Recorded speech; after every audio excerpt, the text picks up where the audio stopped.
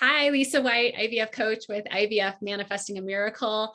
And I'm here with my friend Maral for a soul sister conversation. Welcome, Maral.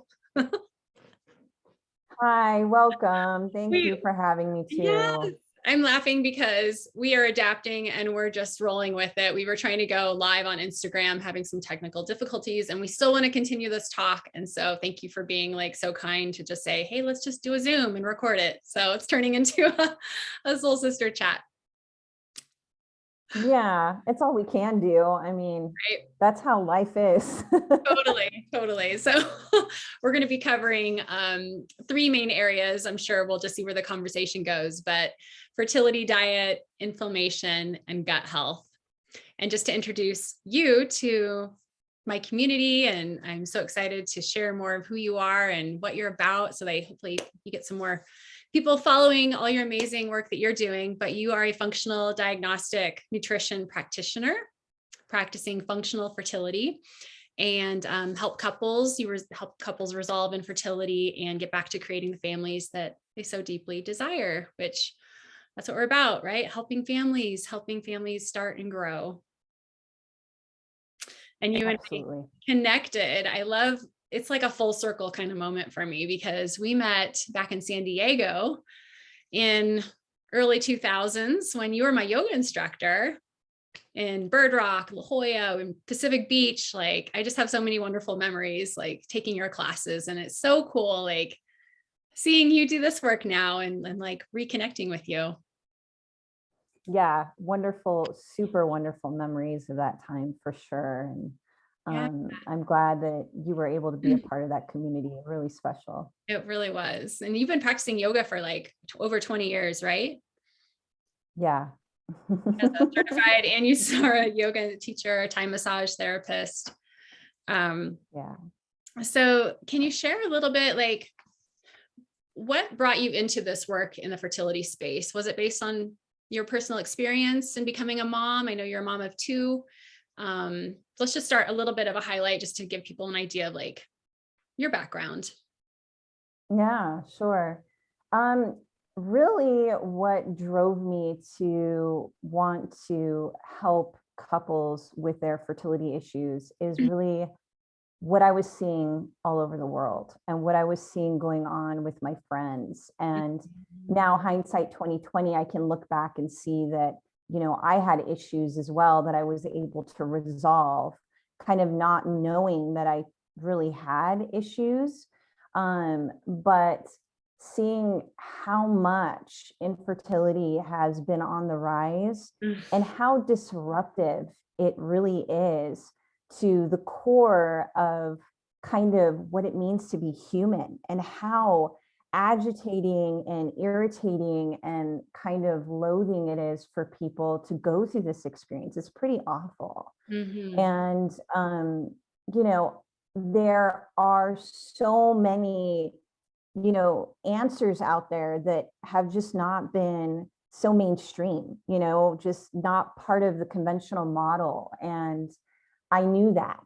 And so I wanted to be a part of that. I really wanted to help people know that not only can they, get to their child and have their baby possibly, probably even naturally, but they can also benefit their health.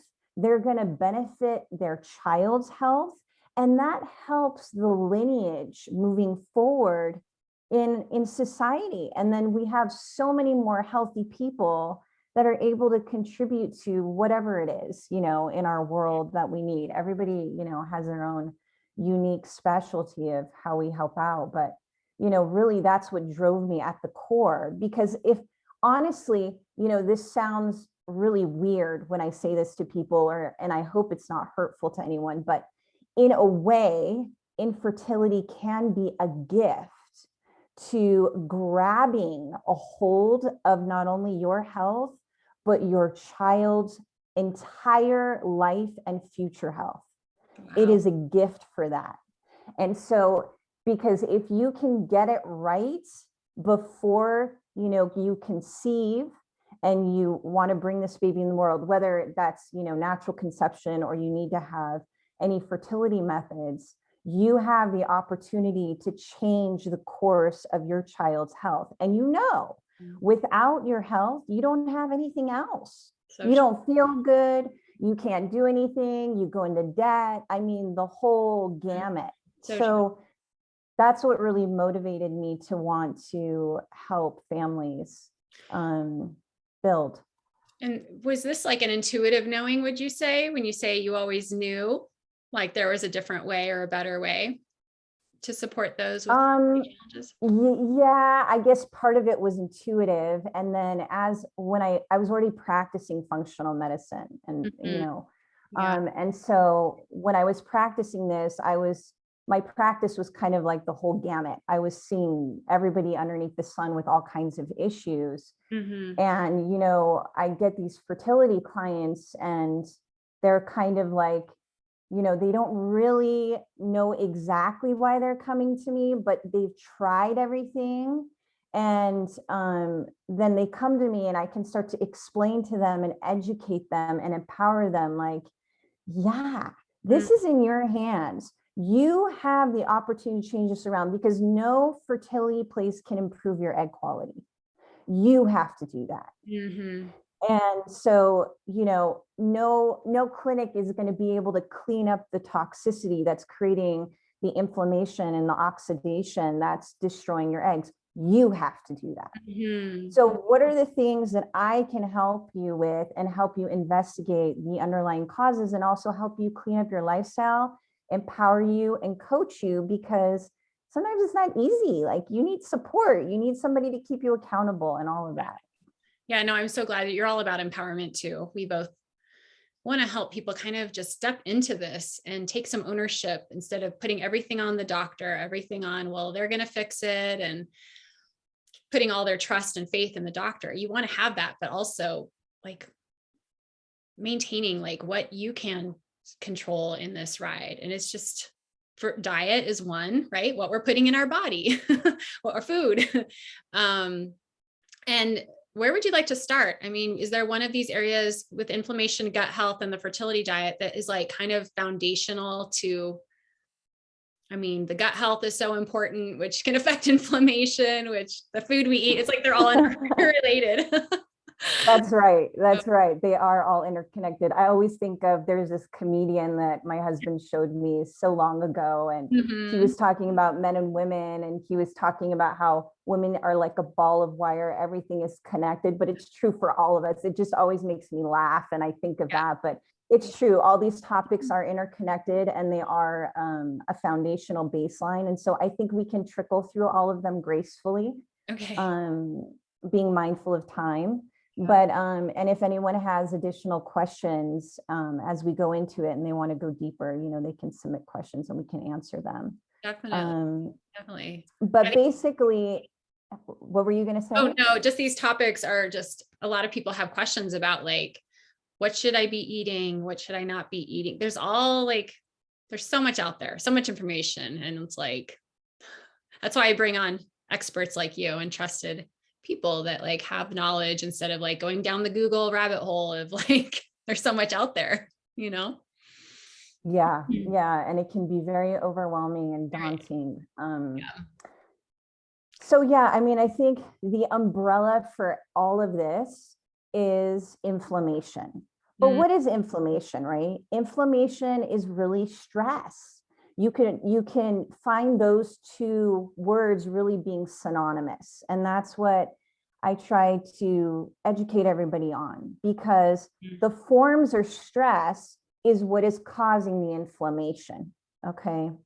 And so what is stress? Well, stress comes in many forms, right? It comes in mental, emotional, spiritual form, of course. That's usually how we define it.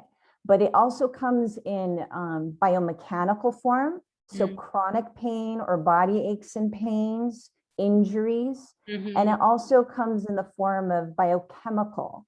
And biochemical is like, hormone seems obvious to everyone when we talk about this topic, but also gut infections or pathogens, which we can talk about briefly, food sensitivities, heavy metals.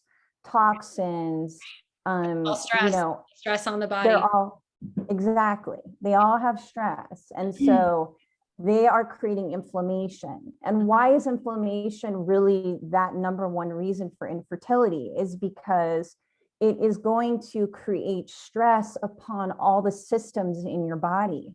And for every unique person, that stressor is going to affect your fertility. So just because maybe you and I, or however many people here are listening, may be affected by infertility, your road to getting there may look totally different. That's why it's not a one size fits all problem solving solution, right? And it could be years in the making, right? That's right. That's right. That is right. That's why when I say to you and to everyone who's listening, you know, you have the ability to inform the trajectory of your child's health for the rest of your life. It starts at conception. How healthy are mommy and daddy? Right? So, and then your choices, of course, as you grow older, and the things that you're doing and how that's influencing all the things that you were given when you were conceived. So that is really, you know, why it's so important to understand that fertility or infertility, however you want to pose it, really is affected not just by your hormones directly, right? Not just by your ovaries and your eggs, but what is actually playing upon those are really the big kahunas. So that's why when we talk about, you know, a fertility diet, or we're talking about the gut, which we're going to talk about here in a second, you know, those are huge factors that influence your hormones, your egg quality, your ability to carry your baby to full term, all of that. And for the guys, because I have a feeling, as is the nature of things, it's probably going to be mainly women who are listening to this, but your husbands, right? Your husbands or your partners or whomever it is that you're making your baby with, you know, their sperm quality is also affected just the same as your egg quality in what I'm talking about here. So what's influencing it? Does that make sense? Oh, very much so. Yeah. With fertility challenges, it's it can be a third male, third female, a third, but combination, you know? Exactly. Definitely. Exactly.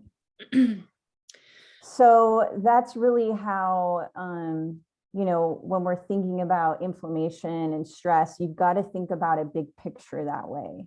Yeah. And that's really important, is your mindset. And so if you can get into your mindset about how you're thinking about your struggle and realize that, like, oh, wow, I don't want to just focus on my estrogen levels or my progesterone levels, but I want to really understand what's impacting all of that. And you can get the support of somebody like me. There's lots of people like me that are practicing functional fertility that are amazing. Yeah. And I highly recommend it. But yeah, understanding that is really key to your development in moving this along as healthfully as possible and getting you success. I wish I had seen someone like you, and I didn't even know really much about functional fertility practitioners going through IVF. You know, we were told you need IVF. We went and had consultation, and never was anything brought up around inflammation. Learned a little bit about like hormone disruptors and things like that to be mindful of, but it was like really, I didn't feel, from my first doctor before I got my other doctor, like it just wasn't something really. Do you just feel like they don't have, I don't know, what is it? Like, why aren't they talking about this stuff? It's not in their wheelhouse. It's just, they're focusing. That's right. On, yeah. That's right. That's what it is. So, it's their education. That's not, so you have to think about when a doctor goes to school, they're taught to deal with, you know, when the person is already at their end point, they're already being diagnosed with something. They're not in it. They don't know prevention. And I believe it's something like 2 to 6 hours of their entire curriculum, which, you know, when doctors go to school, they go to school forever, is only based on nutrition. That 2 to 6 hours. That's hardly anything. Yeah. So, and it's not based on root cause, right? They're there to help with medicine and with surgical procedures. That's what they're reared for. So it's just the difference of education. Yeah, I mean, and there's some doctors and, others are more knowledgeable than others in this, but I really wanted to have this talk with you because this is really what you focus on, the root cause. And people who are listening are probably like, okay, so what should I be eating? And what are some practical things? Like, I mean, I was told like warming foods were good for keeping the uterus warm. And, as I was going through IVF. There was some talk on Brazil nuts, and there was some talk on, I've heard of bone broth. I never did bone broth. I'm just like throwing this out there because I know this is what people are talking about there. I mean, there's like a ton of supplements. I was not doing really any supplements. I did a baby aspirin and a prenatal. So there's some people that take like a list of 15 to 20 other things.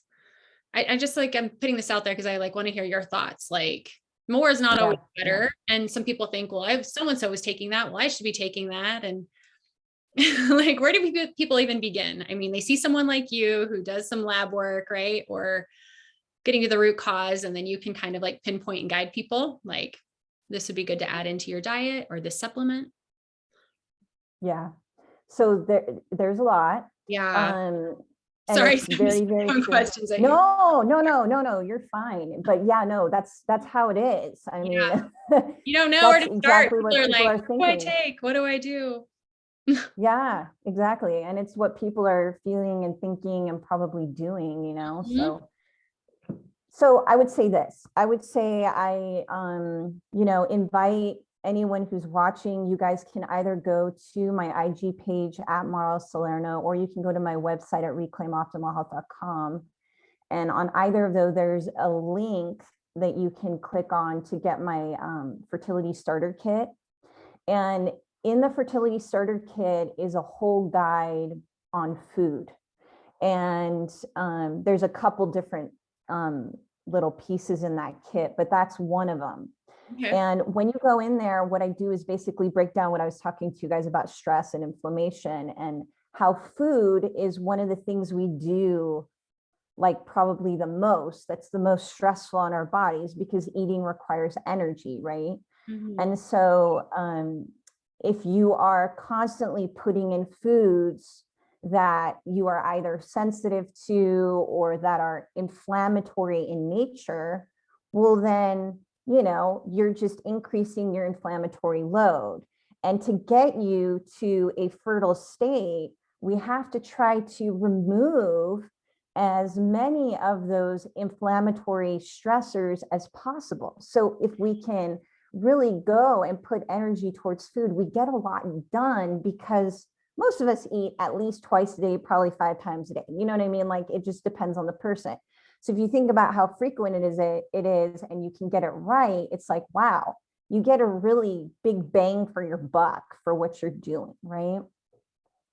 So I always tell people there's, the primary inflammatory foods that you want to look at removing, right? So the primary ones are gluten, dairy, soy, sugar, and what do you think?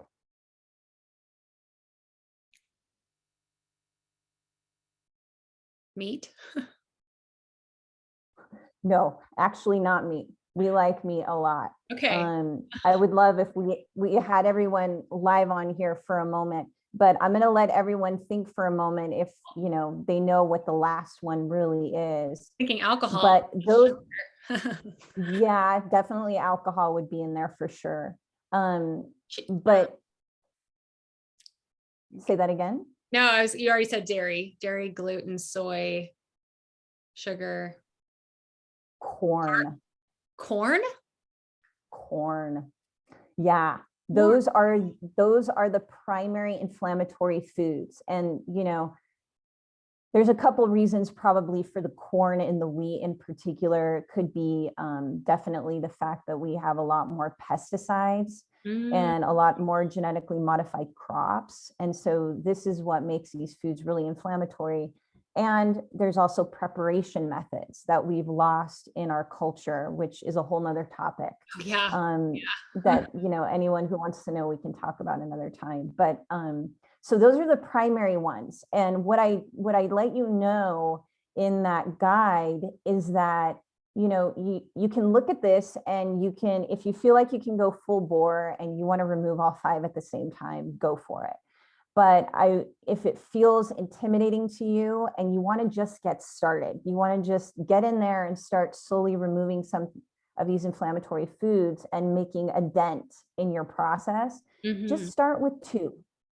Pick 2 of the ones that you probably already notice you have issues with, that like when you eat, you get like belly bloat or burping, or maybe you feel really lethargic, or you're addicted to, or, all these kinds of things.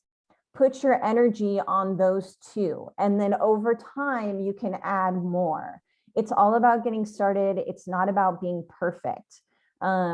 So those are the primary ones. Now there's also secondary inflammatory foods. Maybe for some of the people who may be listening, maybe they've removed those 5 and they're like, well, where's my baby? I'm tired of this. Yeah. And so the secondary inflammatory foods really consist of what would be considered the elimination diet. And that is removing foods that are like nightshades, nuts, beans, chocolates, eggs, things like that. And then people say to me, well, then what do I eat? And I say to them, well, you're going to eat lots of vegetables, lots of beautiful meats, poultries, and fishes. And then you're going to be consuming some fruits, lower sugar, right? So like berries, green apples, stuff like that. Now, what about the vegetables? Back on that real quick. Raw versus steamed versus does that matter? Well, yeah. So one of the things to remember from my standpoint, I want to put you into my lens and how kind of I see things. So there is not really a one size fits all. So what I'm giving you guys all right now when I'm talking about the food is more of like a general way to move into this. Yes. But to get more specific is going to be unique to each person. Right. Okay. So, like for some people, eating more raw foods is really going to be great for them. For other people, eating more warming foods is going to be really great for them. For some people, having more red meats and organ meats is going to be awesome for them. For other people, eating more fishes. And so the only way really to get that specific is to dial in and honestly work with a practitioner. Yeah. And speaking of which, running a food sensitivities test is really important. And a food sensitivities test that will indicate both your IgG and your IgA antibodies. And what that is, for maybe some of you who don't know what that is, so it's not just jargon, is basically the response that your immune system is putting off to that food. Because our guts are, when I'm talking about your gut, I'm referring more to your small intestine. So when you swallow food, it goes down your esophagus, right? And then it'll start going down the tube, which is your small intestine, which you could think of as like the first part of your intestine, if you will. And it's only a single cell layer thick. And that means it's thin. It's really thin.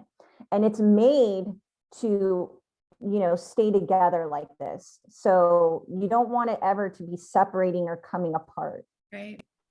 And if you have enough antibiotics in your life, enough toxins in your life, enough even just mental, emotional stress in your life. I mean, as you're listening to this, you're probably thinking, well, I'm just human. I experience all those things, and then, and then maybe you're exposed to pathogens, which 98% of my clients have pathogens.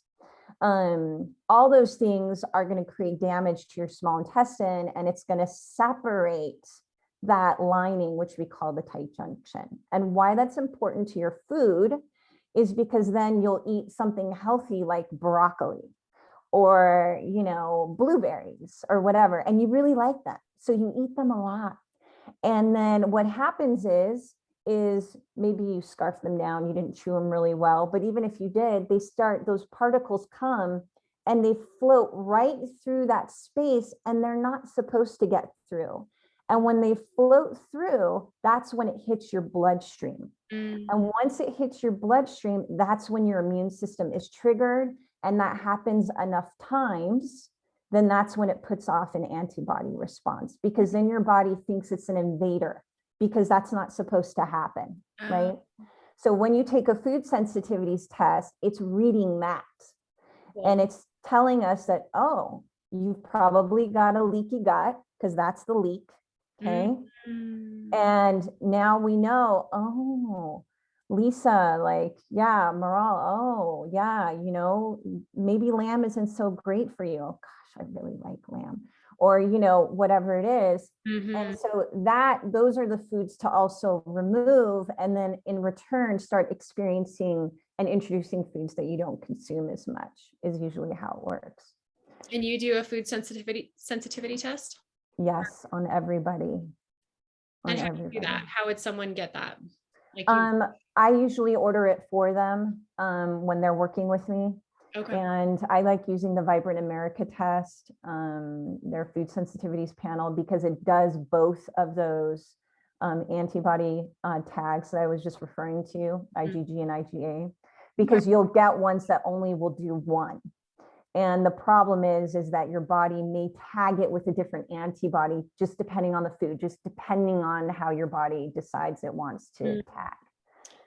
So is there a time frame for, I'm just thinking of what people listening might be wondering, like how early, how soon, as soon as like you want to try to have a baby, have some of these tests done. If you say you've had multiple rounds of fertility treatments and you're trying to figure out some challenge, like what is going on, and it's really never too late to get help, I believe, but maybe ideally it would be nice to prepare your body for a while, ideally. Yeah. Preconception prep is the way to go. Of course, that's A1, but for a lot of us, we don't always get that opportunity. We're already in it, right? Yeah. And so for those of you who are listening that are already going through IVF, but you're not getting success, or IUI and you're not getting success, or you've just been trying for a year or two, like it's time to investigate deeper. It's time to look deeper and prep your body. And as much as sometimes it freaks people out to be like, oh my God, I have to take a break for 3 months or 6 months. Like it really scares them because they feel like they're working against the clock. The problem is though, if you think about it, if you don't give yourself the time to prepare your body, you might keep having the same result that you're having, right? It's that definition of insanity, is doing the same thing over and over again. So there's no time that's too late.